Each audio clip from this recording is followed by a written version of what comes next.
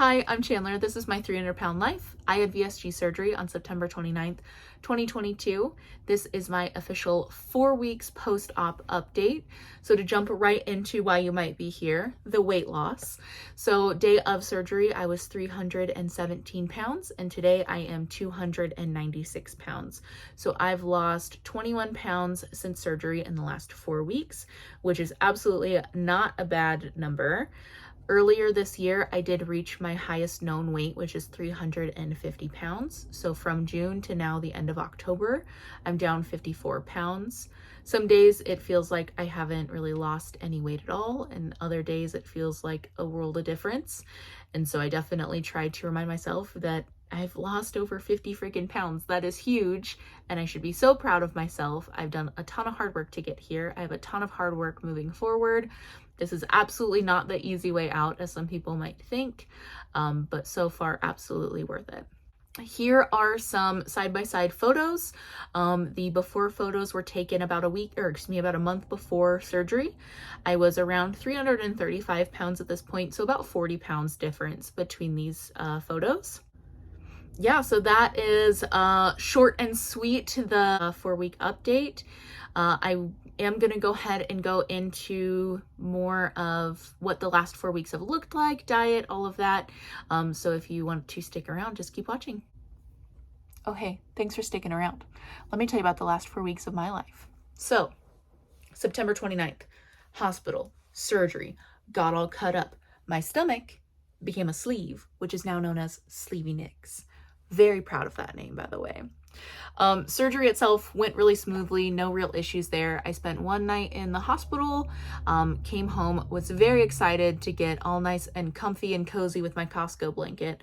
But then I was very quickly reminded about the gas pains, the awesome gas pains that come from laparoscopic surgery. So that sucked. The first couple days was really just being in terrible, uncomfortable pain from the gas pain. Honestly, more than the incisions, anything like that freaking gas pain.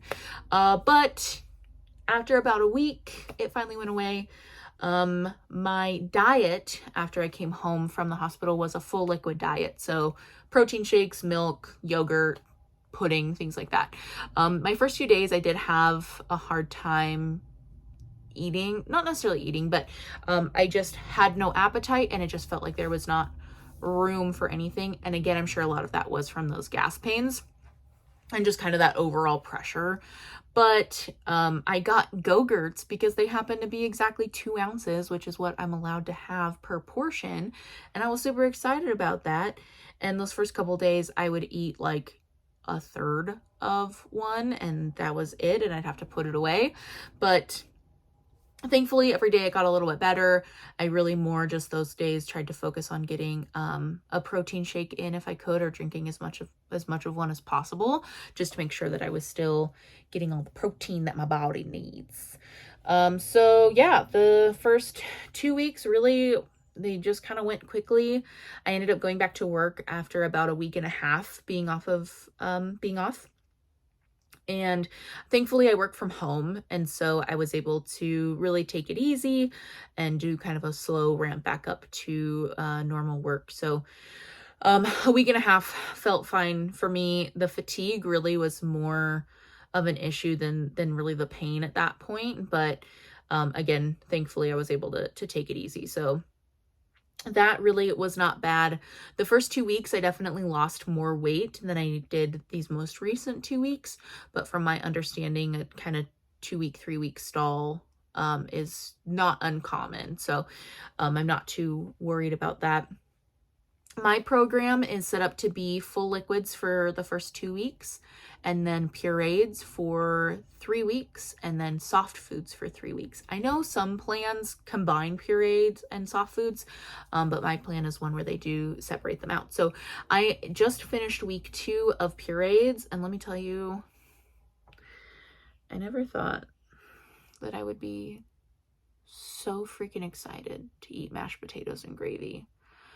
That was literally my first meal. My first pureed meal was KFC mashed potatoes and gravy. They were so good. But what's been an interesting thing is now that my intake is so limited, especially right now, obviously, and I have a protein goal to hit every day, I'm looking at food a lot differently. And so something like, oh yeah, KFC mashed potatoes and gravy sounds really good, but I know that's only like 1 gram of protein for a quarter cup, or the amount that I can have. And if I eat a quarter cup of chicken salad, I know that that's going to be 10 grams of protein.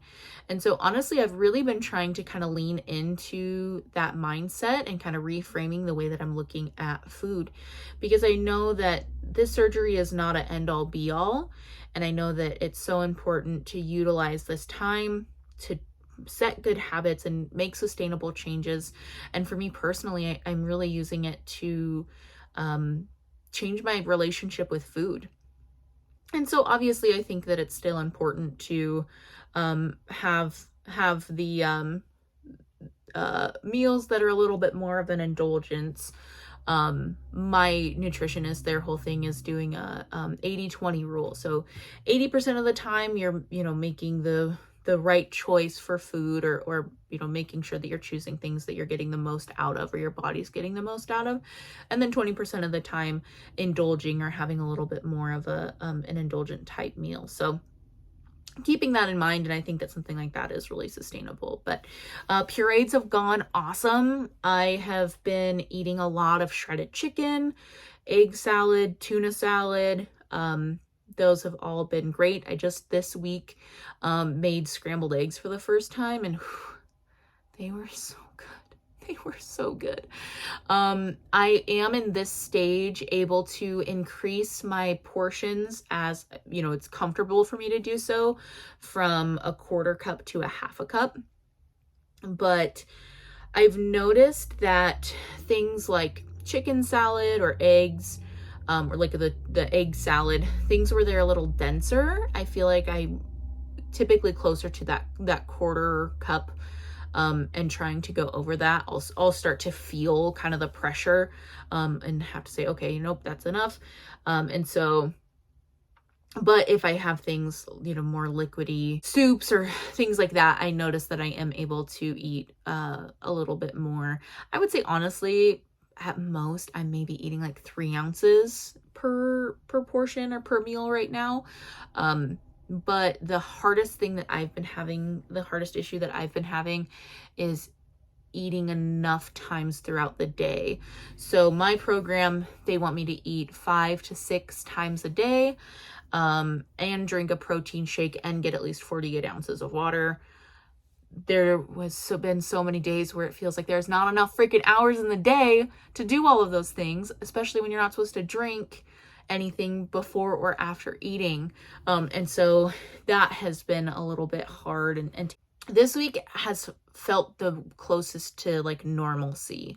Like I'm able to just take a drink of water, and I don't feel like I have to like take a little tiny sip, see how that feels, and then drink a little bit more. And that might have been me just being overcautious, but thankfully this week it's really felt a little bit normal, or a little bit, more normal. And so yeah, the drinking enough water, getting the protein shake, and then I think right now I'm averaging about four meals a day.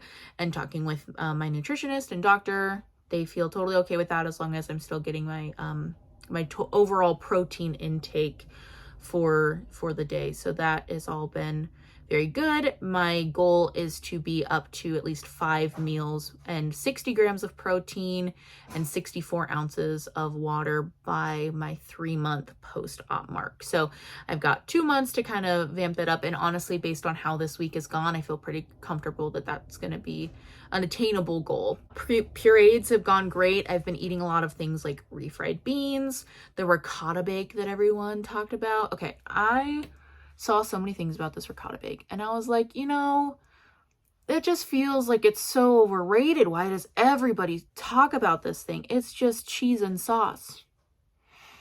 Maybe it's not eating like food outside of liquids for a month, but when I tell you, something magical happened when I ate that ricotta bake. it was like the inside of a lasagna and you didn't even miss the noodles. It was just, so good. Highly recommend. Totally worth all of the hype that it gets. But yeah, so I'm 2 weeks into my pureed stage. I have 1 more week of pureeds, and then I'll switch to soft foods, which again for my program is separate from pureed foods and is really closer to just kind of a normal diet with avoiding fresh fruits and vegetables and things like that that are a little bit harder to digest, chips, pasta, things of those nature. So I would say the last 4 weeks have been great. Really one of the only downsides that I found is I feel like I've been so much more emotional, especially those first 2 weeks. I was very emotional, and I don't know if that is from surgery, because I know that hormones and things like that can kind of go a little whack after surgery. If it was from, you know, having such a limited intake, or what exactly the cause was, who knows, maybe it's just me, but I definitely, those first couple weeks felt way more emotional. But honestly, even that, I still feel like absolutely worth it. Thankfully, you know, knock on wood, I haven't run into anything that's even crossed my mind of, oh my gosh, why did I do this? So I really hope that that continues to be the case.